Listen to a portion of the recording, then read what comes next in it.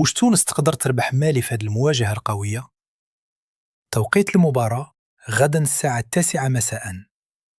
لتشكيلة المتوقعة: تونس 4-3 تترة.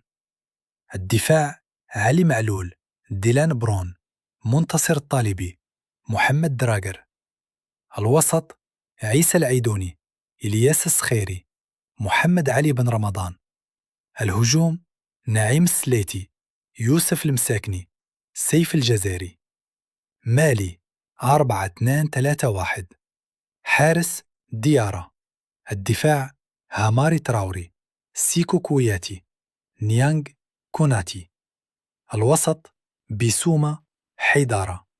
الهجوم: دومبيا، كاموري دومبيا، نيني دورجيليس. رأس الحربة: إبراهيم كوني.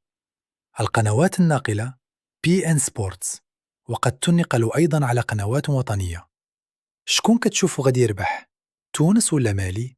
كتبوه في التعليقات، وما تنساش تشترك في القناة.